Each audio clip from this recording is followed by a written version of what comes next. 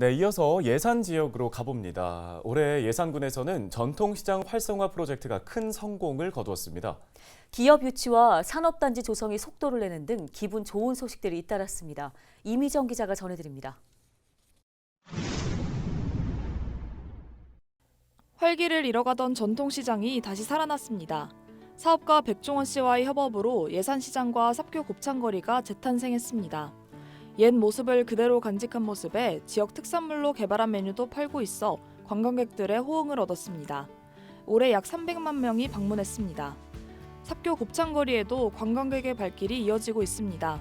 예산군이 지난 2018년부터 곱창 특화거리 조성 사업으로 삽교시장을 새 단장한 겁니다. 이곳에선 예산 특산물인 사과나무를 활용한 돼지곱창을 만나볼 수 있습니다.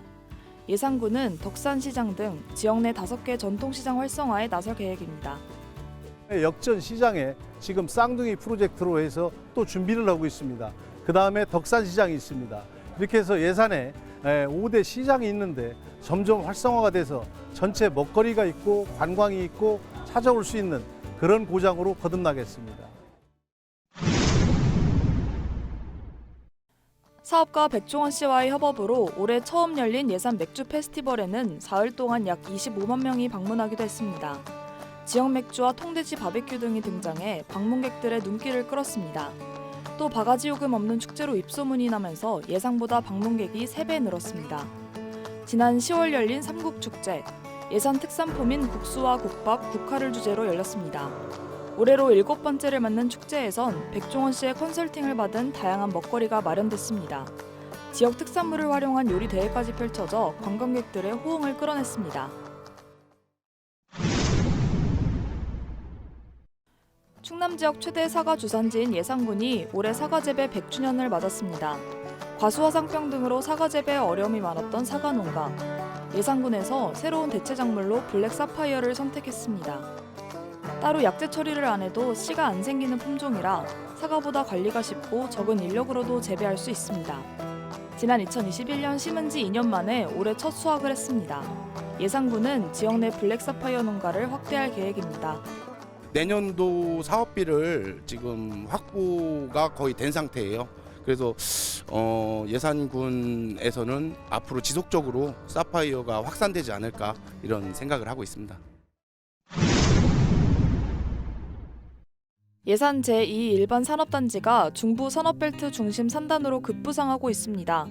국내 대형 바이오 제약 기업인 셀트리온이 대규모 투자를 하기로 한 겁니다. 셀트리온은 예산 제2 일반 산업단지 내 부지에 생산시설을 확보하는 등 3천억 원을 투자할 계획입니다. 충남도는 셀트리온의 투자가 계획대로 진행될 경우 예산군 내 신규 고용 인원이 1,500명에 달할 것으로 예상하고 있습니다. 내포 농생명 그린바이오 집적지구 조성 사업이 속도를 내고 있습니다. 지난 6월 정부의 그린바이오 벤처 캠퍼스 공모에 탈락했던 충남도가 자체 사업으로 미래 먹거리 창출을 위한 돌파구를 마련한 겁니다. 오는 2028년까지 내포역 주변에 집적지구가 조성됩니다. 집적지구에는 스마트팜과 6차 산업단지 등이 들어설 예정입니다. 식품협회 등이 농업교육 등을 맡고 민간기업은 연구개발센터를 설립합니다.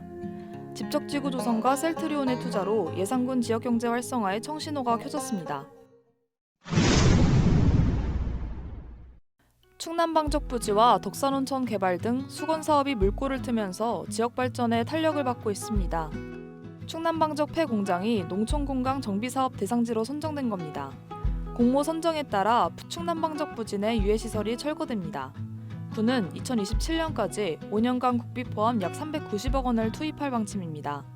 예산군은 애물단지였던 충남방적의 새로운 변화를 시도할 방침입니다. 덕산온천 개발에도 나섭니다. 지난 3월 예산군은 덕산온천 관광지 활성화를 위한 투자 양해각서를 체결하고 신규 관광사업을 추진 중입니다. 충남도는 덕산온천 활용 방안을 연구 중입니다.